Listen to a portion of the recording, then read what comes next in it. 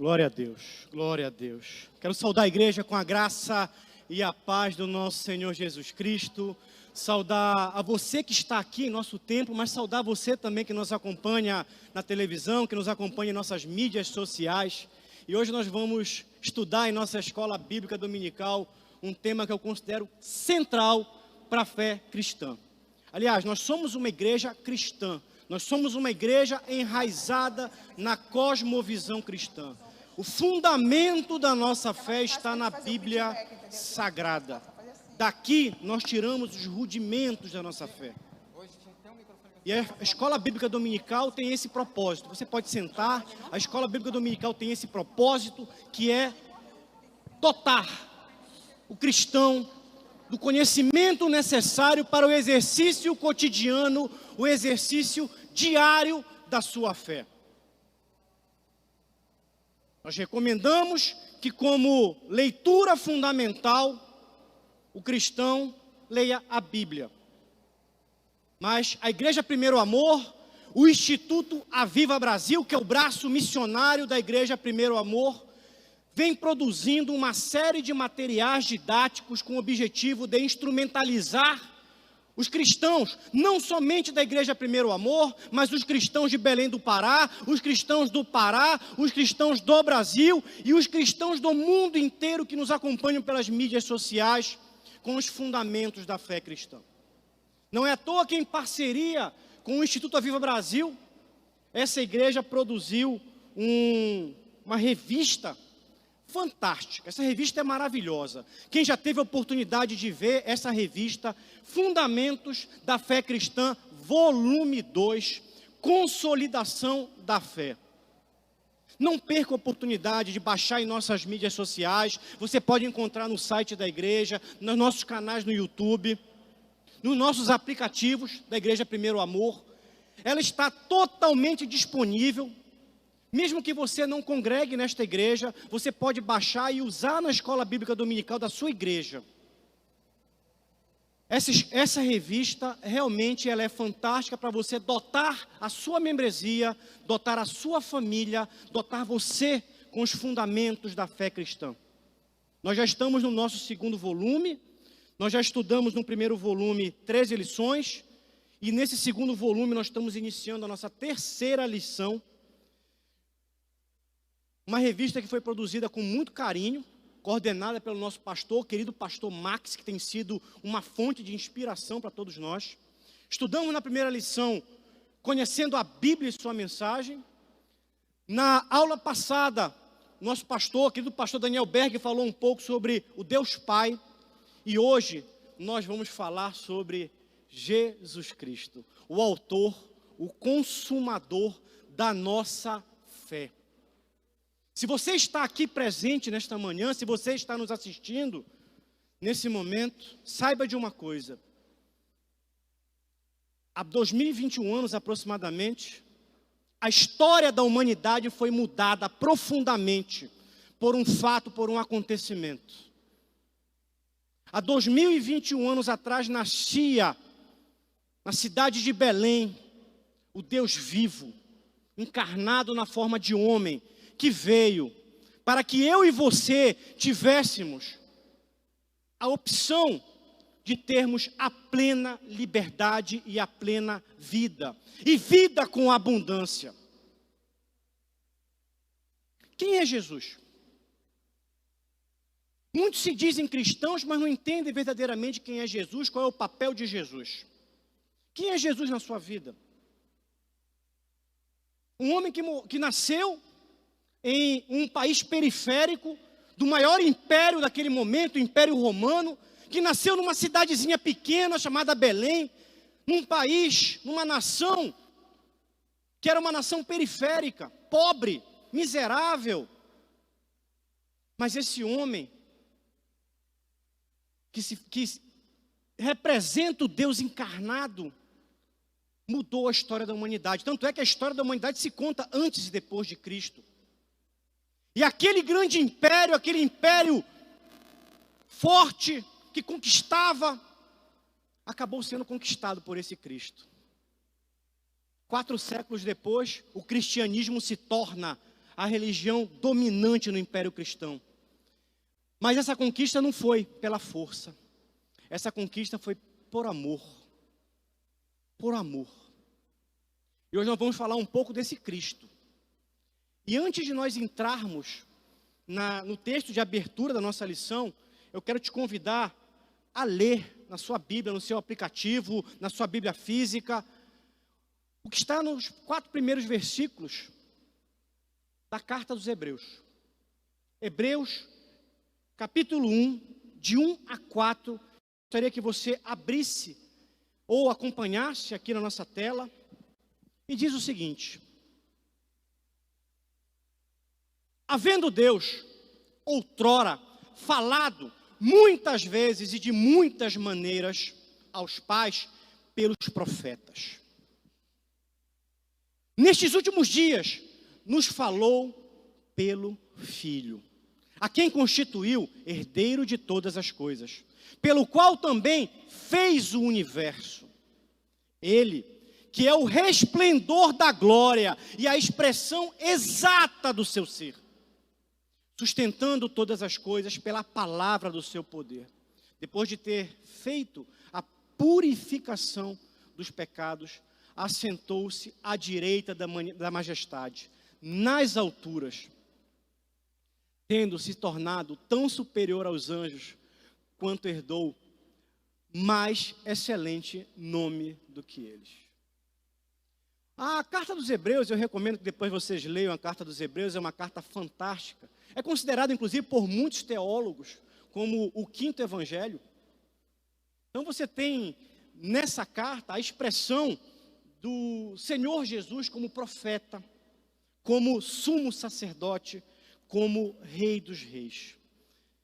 Enquanto Mateus expressava Jesus como rei, Marcos como servo, Lucas como homem perfeito, João como o próprio Deus, a carta dos Hebreus expressa esse Cristo como profeta, como sumo sacerdote, como rei dos reis. E nele nós temos a plenitude da revelação de Deus. A Bíblia, ela narra uma história de relacionamento de Deus com a humanidade. E a Bíblia é, ao mesmo tempo, uma revelação progressiva. Até determinado momento, incompleta. Mas quando Jesus vem, você tem o Novo Testamento, você tem a completude da revelação de Deus para a humanidade. Jesus se torna, portanto, a plenitude dos tempos. A revelação plena, perfeita. E se você quer conhecer ao Deus Pai, é necessário que você conheça ao Deus Filho, porque Ele é a exegese perfeita do Deus Criador. Deus Criador de todas as coisas e Deus que te formou e que te fez. Esse Cristo, portanto, Ele é a exegese do Pai. Ele mostra o Pai, Ele mostra os atributos do Pai. Ao mesmo tempo, Ele mostra o amor incondicional que esse Pai teve pela humanidade, mas teve especificamente por você. E a Bíblia narra uma história que é dividida em 4 atos: criação, queda com pecado, redenção com Cristo. E Ele nos redime. E nós esperamos o 4º ato, a consumação, quando esse Cristo vai voltar em poder e glória e vai reinar majestosamente. E você? Você vai se submeter a esse reinado? Ou você vai continuar, muitas vezes, sendo uma pessoa descrente, incrédula, insubmissa? Nós temos em Cristo, portanto, uma nova aliança. Uma nova, perfeita e plena aliança, que substitui plenamente a antiga aliança, que você vê narrado no Antigo Testamento. O sangue dele marcou, selou essa nova aliança e nos redimiu do pecado. O Eduardo imperfeito, o João imperfeito, o Antônio imperfeito, a Maria imperfeita, a Cristina imperfeita. Nós somos imperfeitos, nós somos pecadores. Nós somos devedores. Tamanho é o escrito de nossa dívida, que nós não temos merecimento na salvação. Você pode pagar promessas, você pode fazer atos, você pode fazer penitência, mas nada disso tem a capacidade, o poder de perdoar o teu pecado, de te libertar. Era necessário, portanto, que houvesse um sacrifício pleno, perfeito, de alguém imaculado e sem pecado. Esse sacrifício, portanto, é Jesus, que é superior aos sacrifícios até então praticados pelos judeus. Ele, portanto, é a nossa revelação, ele é pleno, ele é suficiente. E ele foi anunciado. Ele foi anunciado. A vinda do Messias foi anunciado. Eu quero te convidar nesse momento a ler as duas primeiras reflexões que estão no nosso livro, Rompendo Rudimentos da Fé Cristã, Consolidação da Fé. Quando você abre no nosso capítulo 3, eu gostaria que você abrisse a sua Bíblia. Se você não tiver o nosso livro, nosso livreto, que lá está, inclusive, transcrito esse versículo, página 20. Se você não tem o nosso livreto, você pode abrir a sua Bíblia em Isaías 9, de 6 a 7. Em Isaías 9, de 6 a 7, você tem ali o anúncio por parte dos maiores profetas da nação de Israel, da vinda do Messias. 750 anos antes da vinda de Jesus, o profeta Isaías já proclamava. Porque, versículo 6 e versículo 7 de Isaías 9, porque um menino nos nasceu. Um menino que viria numa manjedoura em Belém, Belém de Judá. Um filho nos deu, e o principado, o governo, está sobre os seus ombros. E se chamará o seu nome Maravilhoso, Conselheiro, Deus Forte, Pai da Eternidade, Príncipe da Paz. Do aumento desse principado e da paz não haverá fim. Não haverá fim no governo de Cristo. Sobre o trono de Davi, porque ele é a raiz de Davi, e no seu reino, para firmar e fortificar com juízo e com justiça, desde agora e para sempre. Porque ele é eterno. Ele não tem início e não tem fim. O zelo do Senhor dos Exércitos fará isto. Em Isaías 53, abra sua Bíblia em Isaías 53, meu irmão. Versículos de 3 a 7.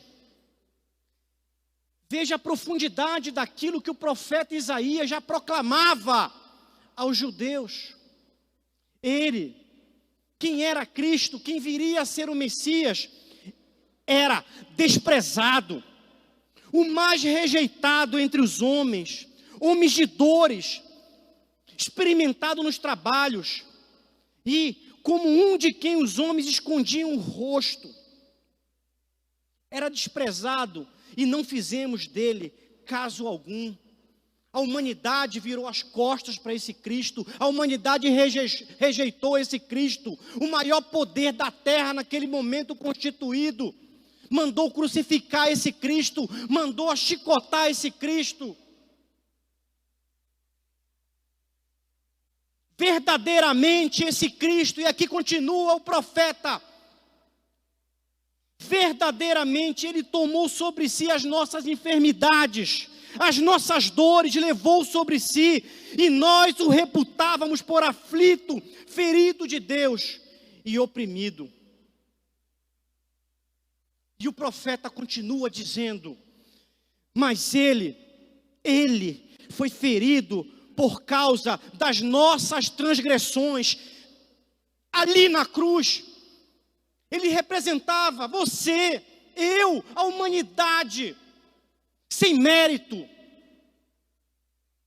pecadora, devedora.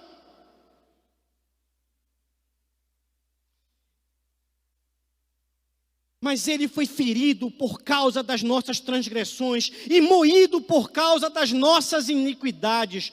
O castigo que nos traz a paz, que traz a paz para você, estava sobre ele. E pelas suas pisaduras, nós fomos sarados, nós fomos redimidos, nós fomos perdoados, nós fomos libertos. E ele verdadeiramente carregou sobre si a tua culpa, a minha culpa, a nossa culpa. E a nota, a promissória, que permitia com que Satanás te acusasse, foi rasgada plenamente no sacrifício dele na cruz. Aqui você tem o ápice da revelação do Evangelho, que é a cruz de Cristo. O profeta continua: todos nós andávamos desgarrados como ovelha, cada um se desviava pelo seu caminho, mas o Senhor fez cair sobre ele a iniquidade de todos nós. Ele foi afligido, foi oprimido, mas não abriu a boca. Como um cordeiro, foi levado para o matadouro, e como ovelha muda perante os seus tosquiadores, assim ele não abriu a sua boca. É desse Cristo que eu quero compartilhar com vocês na manhã de hoje. É desse Cristo que eu quero mostrar para vocês alguns dos seus atributos. E para isso nós vamos recorrer a nosso livreto da Escola Bíblica Dominical, Rudimentos da Fé Cristã. O que o nosso livreto nos apresenta, e nós vamos seguir agora a ordem do nosso livreto. Qual é o foco da nossa lição? O foco da nossa lição é esse Cristo. É esse Cristo que é o nosso Salvador. É impossível você se dizer cristão e não entender quem é Cristo. Não a figura histórica, porque muitos conhecem a figura histórica, mas o Cristo, que é o Deus encarnado, o Deus vivo, é o nosso libertador. Esse Cristo, ele tem alguns atributos. Ele tem uma expressão divina, mas tem uma expressão humana. Ele teve um ministério salvífico. Ele morreu por você, ele morreu por mim. Ele foi uma autodoação. A minha vida eu dou. Eu dou. Ele deu a sua vida. Ele assumiu a forma humana. E para isso, ele satisfez a justiça que permitiu a nossa libertação. Ele morreu a nossa morte. E por amor, ele ressuscitou. E o ato de ressurreição de Cristo permitiu com que eu e você fôssemos reintegrados plenamente à família de Deus. Através de Cristo, você faz parte, você passa a fazer parte com plenitude da família de Deus. No nosso livro você tem uma lição que está dividida em quatro momentos. Num primeiro momento fala da pré-existência de Jesus. Num segundo momento, as naturezas de Jesus. Num terceiro momento, o ministério terreno de Jesus. Num quarto ponto, a ascensão de Jesus e seu ministério atual. A pré-existência de Jesus. O que é possível entender, e daí a importância de nós produzirmos materiais como esse, porque materiais como esse permitem o quê? Que a gente veja a teologia de forma sistemática, que a gente veja a teologia de forma organizada. Talvez para aqueles que não tiveram oportunidade de fazer um seminário, ou não tiveram oportunidade de fazer uma imersão em cursos teológicos, ler a Bíblia muitas vezes seja até um ato difícil no primeiro momento. Você entender os fundamentos da Bíblia. Mas, para isso que a Escola Bíblica Dominical existe. A Escola Bíblica Dominical existe para facilitar a compreensão dos elementos fundamentais daquilo que é a nossa fé cristã. Para isso existe a chamada teologia sistemática, que organiza os fundamentos teológicos da nossa fé. E nessa teologia sistemática, nós temos, primeiro, a crença bíblica, e toda a teologia sistemática ela é fundamentada na Bíblia. Ela é erguida, portanto, a partir dos princípios bíblicos, que esse Cristo, ele é eterno. Ele é eterno. Jesus sempre existiu como Deus. Nunca teve nascimento ou início de dias. Como ele mesmo disse ao apóstolo Paulo, Apocalipse 22, versículo 13. Eu sou o alfa e o ômega, o princípio e o fim, o primeiro e o derradeiro. Não é apenas, é desde a eternidade, ele é o Pai da eternidade, como nós vimos o profeta Isaías dizendo. Ele era maravilhoso, conselheiro, Deus forte, príncipe da paz, mas ele é o Pai da eternidade, ele é o Criador da eternidade. Portanto, ele é maior do que a eternidade. Ele é a origem de tudo. Construiu toda a existência com sua palavra poderosa. O Evangelho de João, no início diz, no princípio era o Verbo. Esse João que vai dizer no seu Evangelho que esse Cristo é Deus. No princípio era o Verbo. O Verbo estava com Deus e o Verbo era Deus. Jesus era Deus. Aliás, uma das crenças que nós temos é na triunidade desse Deus. É um Deus trino. Deus Pai, que vocês estudaram na lição anterior. Deus Filho, que nós estamos estudando hoje. O Cristo e o Consolador. Deus Espírito Santo, que nós vamos estudar em lições futuras. A fé cristã, portanto, baseia-se fundamentalmente na compreensão e na crença dessa triunidade de Deus, Criador de todas as coisas, por meio da qual Cristo Jesus, o seu Verbo, fez todas as coisas e estabeleceu uma relação com nós através do seu Espírito Santo. Bom, esse Jesus, ele é eterno e ele fala da sua eternidade. O próprio Jesus falou da sua vida antes que o mundo existisse. Você tem alguns versículos bíblicos que estão, inclusive, no nosso livreto. Eu aconselho que você depois deguste esse livro, que você tire a cada dia momentos para orar, para refletir, para ler os versículos bíblicos. Por questão de tempo, nós não vamos ler todos aqui, mas leia, porque esses versículos vão permitir que haja também um elemento de fortificação e de consolidação daquilo que você crê. E ao mesmo tempo te permite um exercício de apologética cristã, de defesa da fé cristã. Ele veio, portanto, no nível imaginável pela mente humana. Ele teve uma vida gloriosa, uma vida poderosa, sábia, presente e eterna, uma vida de Deus. Esse Jesus, ele é a própria encarnação do Verbo. Ele é o Verbo encarnado. No tempo que Deus escolheu pelo seu próprio desígnio, enviou Jesus à terra como homem para ser um de nós. Em Gálatas você tem capítulo 4, versículo 4, mas vindo à plenitude dos tempos, Deus enviou seu Filho, nascido de mulher, um nascimento virginal. Jesus vem, portanto, para consolidar o quê? A plenitude dos tempos. Aquele verbo do início, agora deixa de ser apenas palavra, força, poder, e se torna também homem encarnado. Você tem João 1,14, e o verbo se fez carne e habitou entre nós, e vimos a sua glória como a glória do unigênito do Pai, cheia de graça e de verdade. Chegando o tempo, cumpriu-se as profecias, como Isaías havia anunciado, e ele nasceu de uma virgem e entrou no mundo dos homens, na natureza dos homens, e viveu a vida dos homens como um ser comum.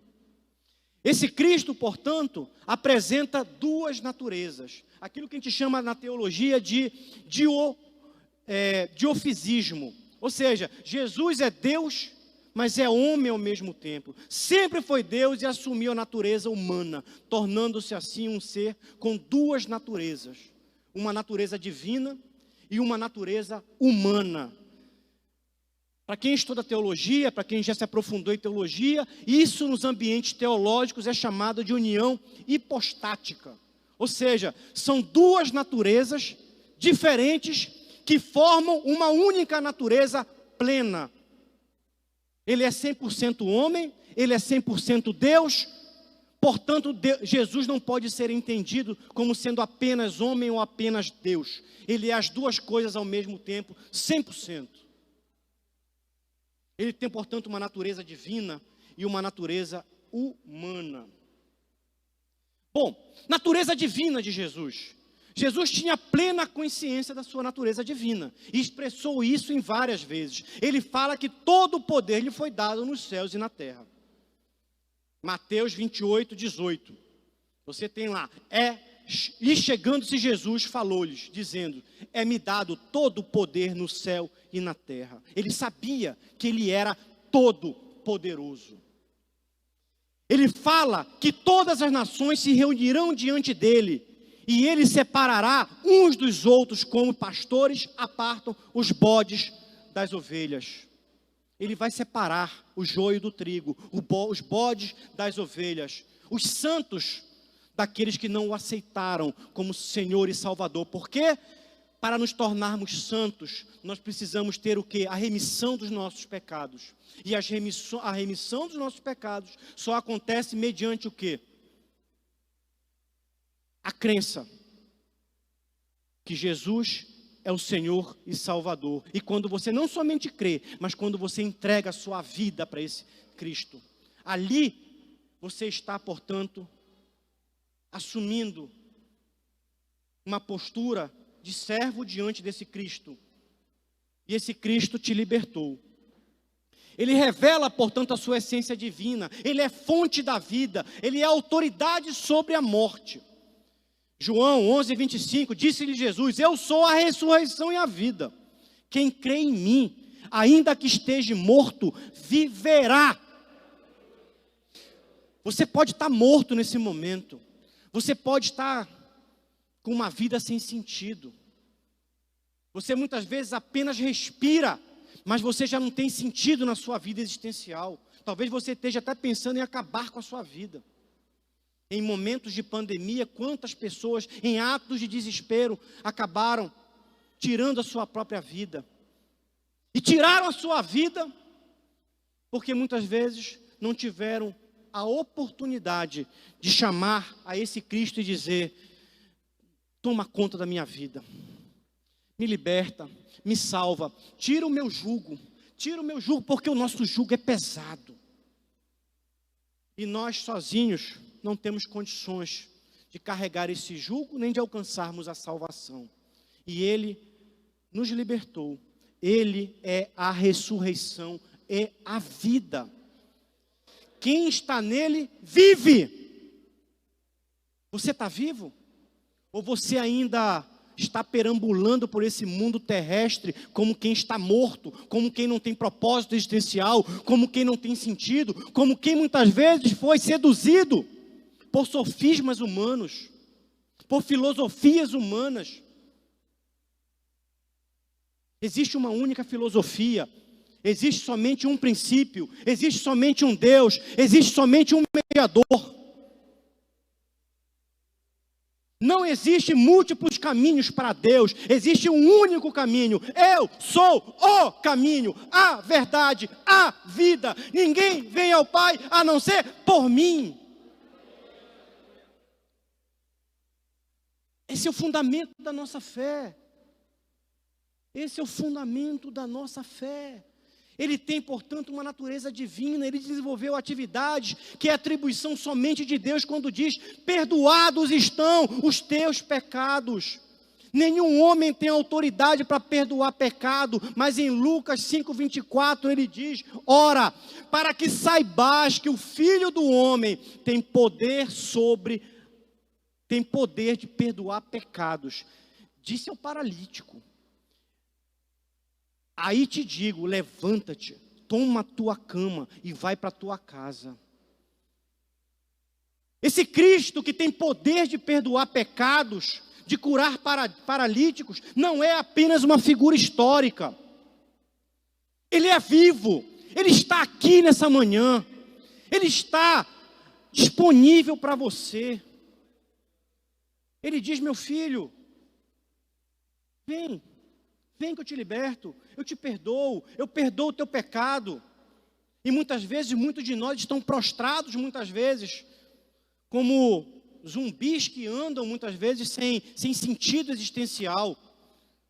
E talvez você esteja fazendo suas atividades do dia a dia, indo para o seu trabalho, ou ficando em casa, ou indo para a sua faculdade, ou assistindo às suas atividades remotas, muitas vezes, mas sem um sentido existencial. E esse Cristo te deu um sentido existencial. Qual é o sentido existencial? A vida eterna, a plenitude, a liberdade. Ele morreu por você. Ele se tornou, portanto, Deus entre os homens, como o profeta Isaías o havia chamado, Emanuel. Deus conosco, Deus encarnado. O próprio apóstolo Paulo, em sua carta aos Filipenses, disse que ele, sendo Deus, esvaziou-se a si mesmo, assumindo a forma de servo, fazendo-se homem. Você já imaginou o tamanho do amor desse Deus, que se permitiu, através do seu filho, ser insultado, agredido, vilipendiado, crucificado, por amor. Por amor. Aquele ato da cruz foi por amor. Foi por amor. A maior manifestação de amor da história. E muitas vezes nós viramos a costa para esse Jesus. Jesus assumiu a natureza humana de forma completa, sem restrição. Ele sofreu as nossas dores, ele sentiu as pressões de ser gente, ele suportou as agonias, os levantes, a ingratidão, a traição da nossa cruz. A traição da nossa cruz. Teve uma vida normal de um homem frágil, sentindo dor, fome e sede. Na revista mostra que ele teve fome. Ele teve cansaço, ele teve sede, ele pediu água. Ele pediu água. Ele descansou porque ele teve sono.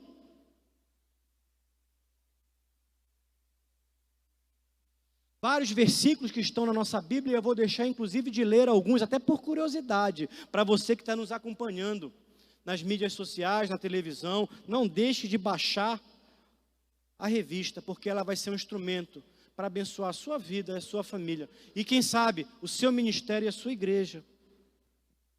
Ele teve uma natureza humana e Jesus se aborreceu. No jardim do Getsêmani, próximo da crucificação, ele sentiu tristeza. Tamanha foi a sua tristeza, que a sudorese dele expeliu o quê?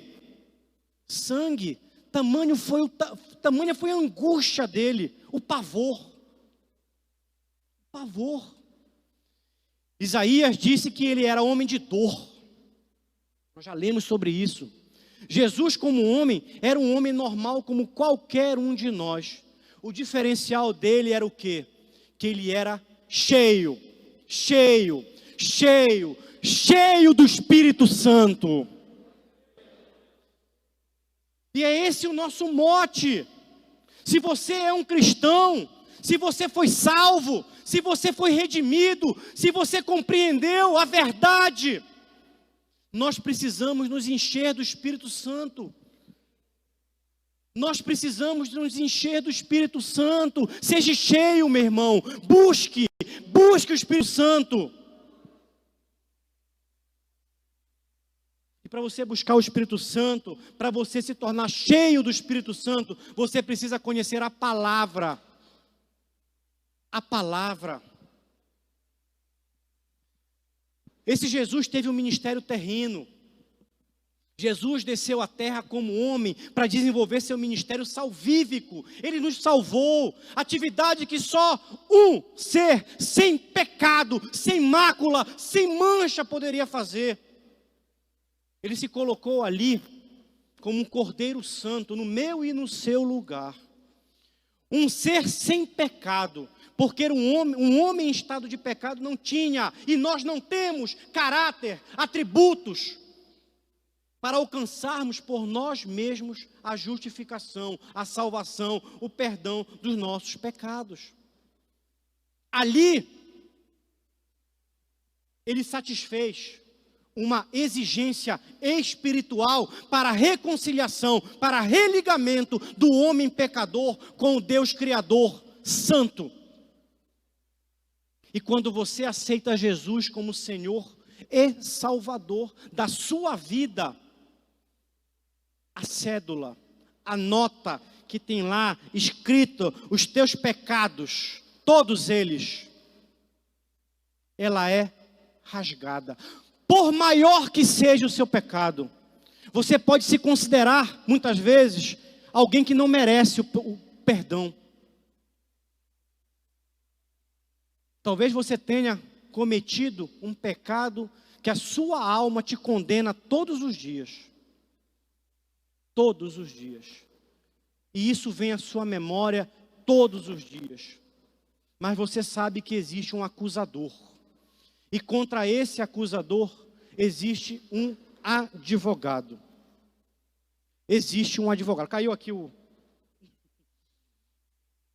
passador. Existe um advogado. Esse advogado, ele te defende, ele te justifica. Mas na cruz,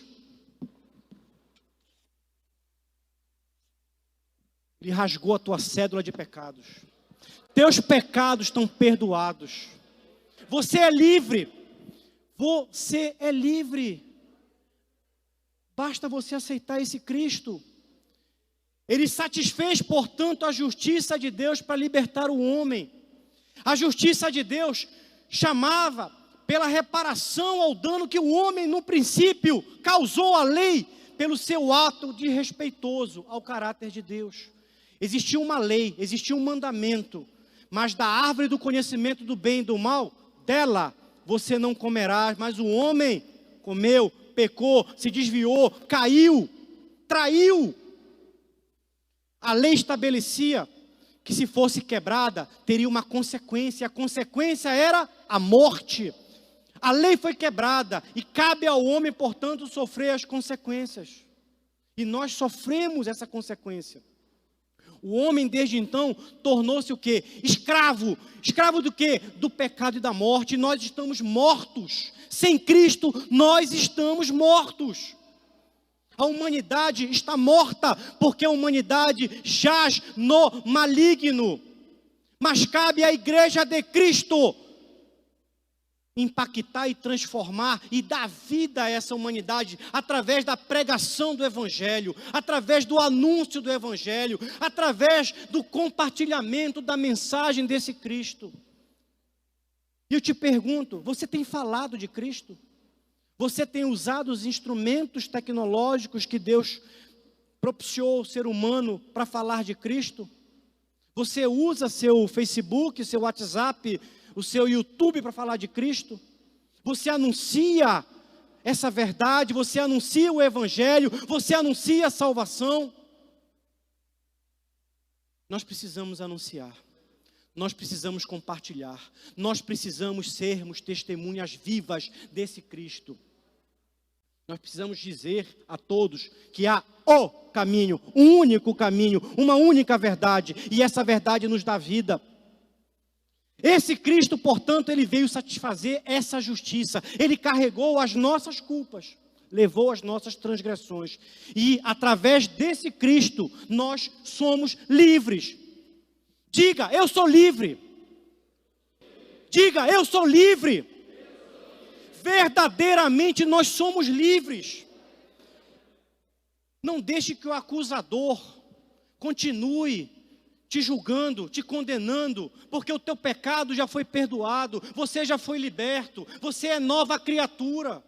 E você tem plenas condições de construir uma nova história. Construa uma nova história, seja a bênção. Transforme a sua família, transforme o seu ambiente, transforme o seu local de trabalho, transforme, seja instrumento de proclamação e propagação desse Evangelho. E aí você vai encontrar libertação não somente para você, mas você vai encontrar libertação para sua família, para aqueles que você gosta, e muitas vezes para aqueles que você nem conhece, mas você se tornou um instrumento de Cristo. Ele satisfez, portanto, o amor de Deus para salvar o homem. O sentimento mobilizador que moveu o coração de Deus para enviar Jesus à terra foi o quê? Foi o seu amor. Jesus é a expressão do amor de Deus. Jesus é a expressão da plenitude do amor. Se há uma palavra chamada amor, existe uma única pessoa que pode dizer o que é realmente a expressão máxima dessa palavra amor, que é Jesus, que morreu por nós. Deus foi quem sofreu com o pecado humano, teve a paternidade ferida, sua moral desrespeitada, sua lei quebrada, seu coração partido pelo tratamento ingrato, que muitas vezes, não somente eles, mas nós fazemos. Quantas vezes nós pecamos, nós erramos. Eu sou pecador, eu não tenho vergonha de admitir isso, eu erro, eu sou falho, mas eu tenho um Redentor. Eu tenho alguém que me amou, que me compreende, que diz: Eduardo, por mais que você caia 10 vezes, 100 vezes, 1000 vezes, eu estou aqui para te perdoar, para te redimir, para te trazer à existência, à plenitude. E nós temos que buscar como mote a santificação. O nosso alvo é Cristo, o único que foi perfeito, que foi pleno. Apesar da brutalidade humana, Deus moveu-se por um amor incondicional, ao ponto de enviar o que Ele tinha de melhor. Somente quem é pai e quem é mãe sabe isso. Quem tem um filho sabe o amor incondicional que muitas vezes nós temos por nossos filhos. Nós somos capazes até de nós nos doarmos em seu lugar.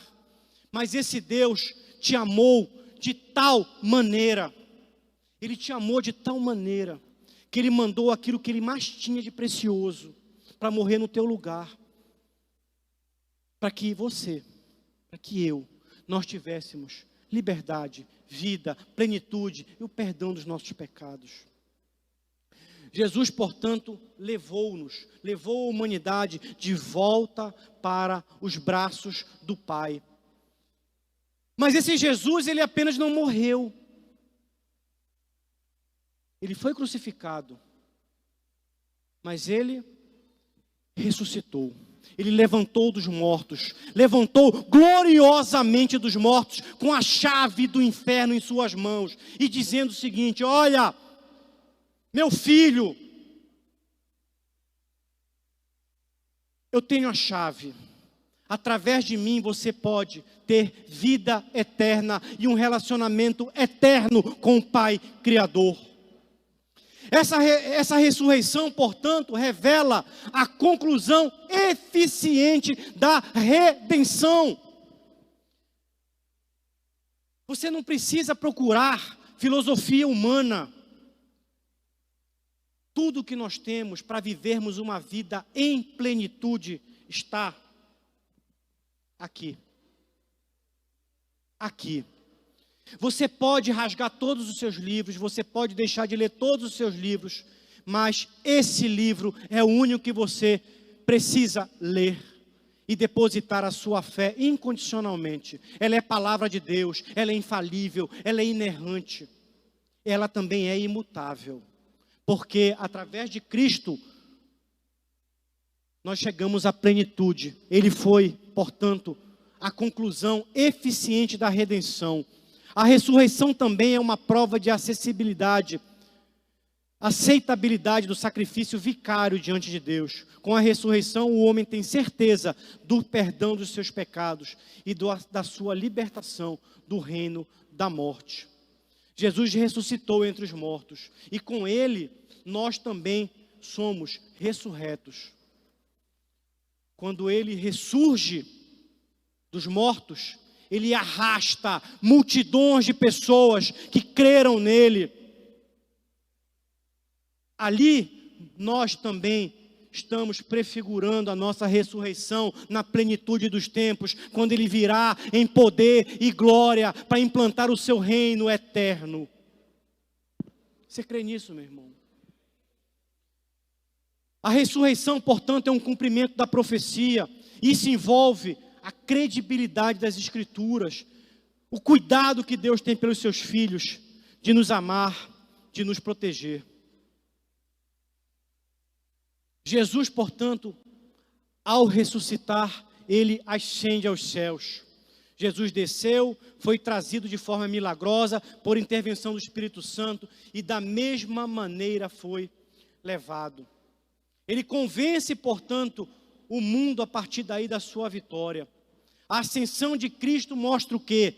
A sua origem divina, porque ele voltou para o lugar de onde veio. A prova do companheirismo do Espírito Santo, que nunca o abandonou. A prova da sua vitória sobre o mundo pecaminoso e cheio de ciladas. A prova de que se nós estivermos com ele, nós também seremos vitoriosos. Aliás, mais do que vitoriosos. Segundo, ele nos dá a certeza que somos também ressurretos com ele.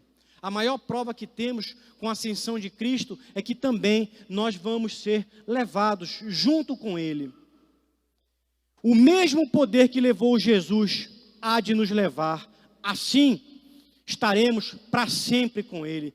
João 14:3. E quando eu for, eu vou preparar lugar. Preste atenção, meu irmão. Quando eu vou preparar lugar. Virei outra vez e vos levarei para mim mesmo, para que aonde eu estiver, estejais vós também.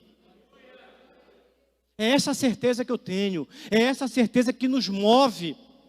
Que esse mundo é um mundo apenas passageiro. Mas nós temos toda uma eternidade. Não desperdice a eternidade por coisas passageiras. Não desperdice a eternidade por coisas mundanas. Jesus é o nosso advogado.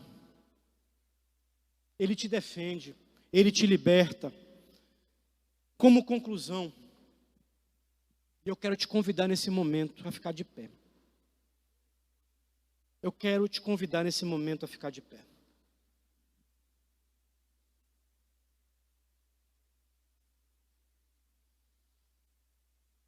Jesus é o autor da nossa fé. Ele é o centro da nossa fé.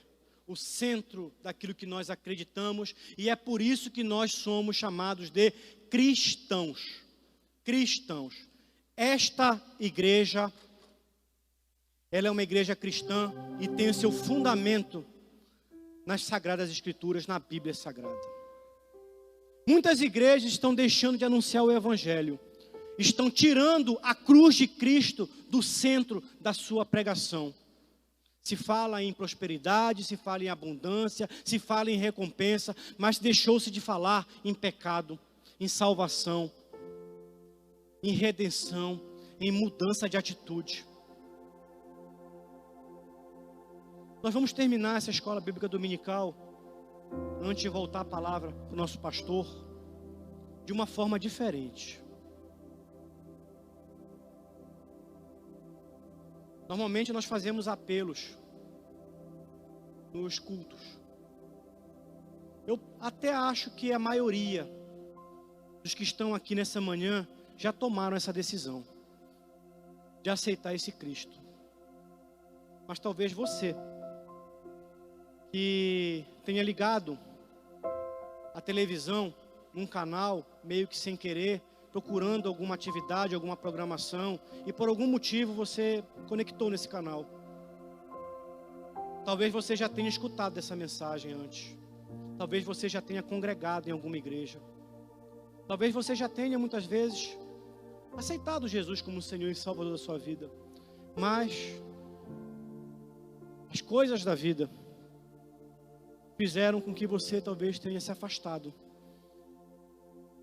Talvez você esteja distante da igreja. E eu quero dizer uma coisa para você. Não viva um evangelho distante da igreja.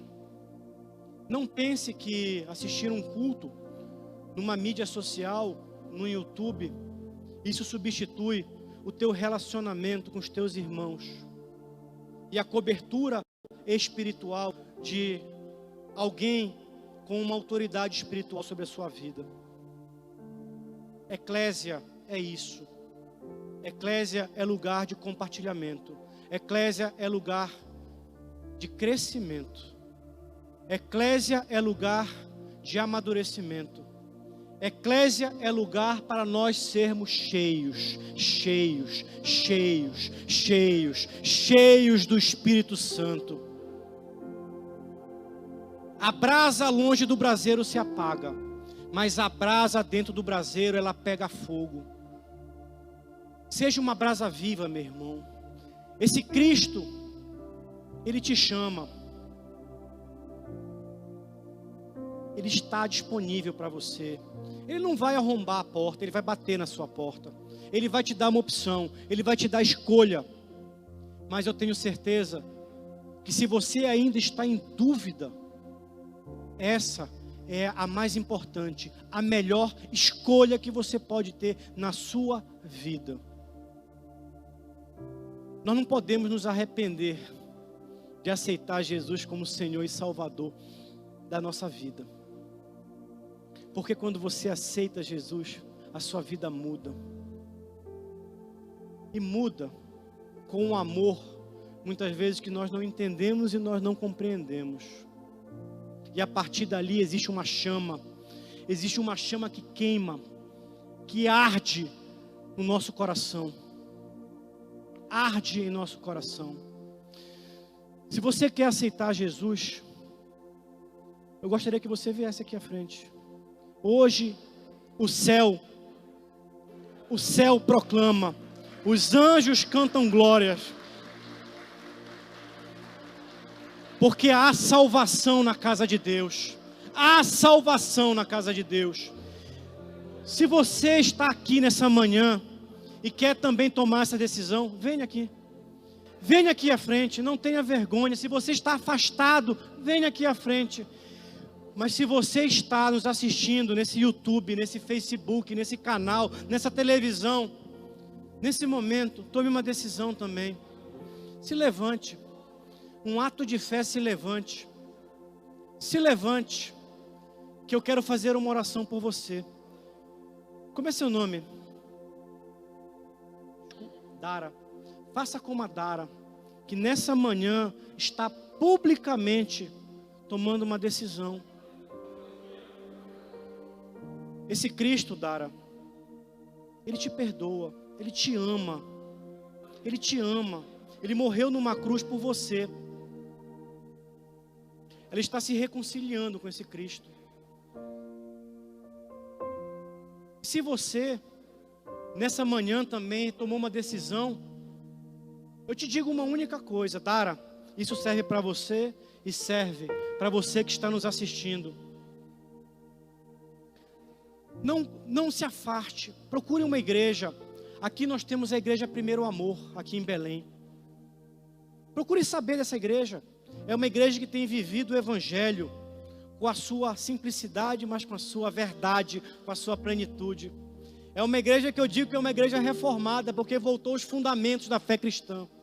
É uma igreja que acredita sim que é possível viver o Evangelho da forma pura, plena, verdadeira. É uma igreja simples, mas é uma igreja profunda. E aqui há amor. Procure saber sobre essa igreja. Mas se você de repente está assistindo esse canal, esse YouTube em outro lugar, procure uma igreja cristã perto da sua casa. Congregue. Eu quero orar por vocês nessa manhã. Senhor, nós estamos aqui nessa manhã, Senhor, aprendendo um pouco mais de Ti, Senhor, aprendendo um pouco mais do Teu Evangelho, Senhor. Esse Evangelho que é simples, mas que é impactante, que é profundo. Esse Evangelho que assume a plenitude quando anuncia que Cristo nos redime de todo o pecado. Um Cristo, portanto, que traz a existência, a plenitude dos tempos, que morreu numa cruz para que cada um de nós tivéssemos a oportunidade ali de termos uma nova vida, de sermos resgatados do pecado. E muitas vezes nós nos afastamos desse Cristo, nós tomamos decisões equivocadas, nós deixamos de frequentar a igreja, deixamos de nos submeter ao pastoreio, deixamos muitas vezes de sermos exortados, porque a própria exortação de Cristo, através dos seus escolhidos, dos seus ungidos, representa também o amor de Cristo. Quando o pastor, ele, através do seu cajado, ele bate numa ovelha e diz: ei, volta, sai daí. Isso é o amor de Deus, porque sabe que longe nós estamos sujeitos ao pecado, à morte eterna.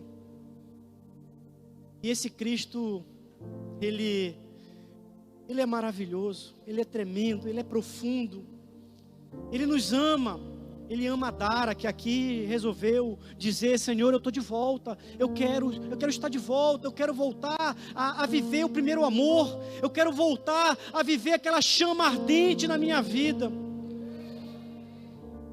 Esse Cristo te convida, você, em qualquer lugar, a voltar, a se congregar, mas não somente a isso. Oh Senhor, nos torna, Senhor, uma brasa viva, Pai, nos torna, Senhor, luzeiros, nos torna sal, perdoa os nossos pecados, perdoa as nossas falhas, Pai, nos perdoa porque muitas vezes nós somos tão pequenos, tão pecadores, Senhor, e muitas vezes nós olhamos com o olhar do homem carnal, do homem pecador. Nos dê uma visão espiritual, faz com que Teu Espírito Santo, Senhor, viva em nossas vidas, Senhor. Pai, abençoa, Senhor, cada um, Senhor, como nosso irmão aqui que resolveu aceitar Jesus, Senhor, como Senhor e Salvador da sua vida, Senhor. Resolveu, Senhor, nesse momento dizer: Cristo, eu entrego a minha vida a Ti, porque eu reconheço que sem Ti eu não sou nada, eu não mereço, eu sou um pecador. Obrigado, Jesus, porque a Tua cruz permitiu com que momentos como esses acontecessem. Pai, recebe os Teus filhos, Senhor, e que a partir de hoje haja plenitude, haja salvação. Eu tenho certeza que aí no céu, um dia nós vamos morar aí no céu contigo. Eu tenho certeza que o céu está vibrando, Senhor, porque uma filha Tua se reconciliou e um pecador disse: eu me arrependo dos pecados, e eu tenho certeza que é uma festa, Senhor, aí em cima, Pai. Ah, Deus, como Tu sabes, como nós queremos estar aí contigo um dia. Mas enquanto nós estivermos aqui, Senhor, nos permita sermos instrumentos Teus, apenas servos Teus. E que nós, Senhor, sejamos diminuídos a cada dia, para que Tu cresças, para que a Tua igreja cresça, para a Tua honra e a Tua glória sejam proclamadas, Senhor. Essa oração que nós fazemos nesta manhã, em nome de Jesus, Senhor. Amém.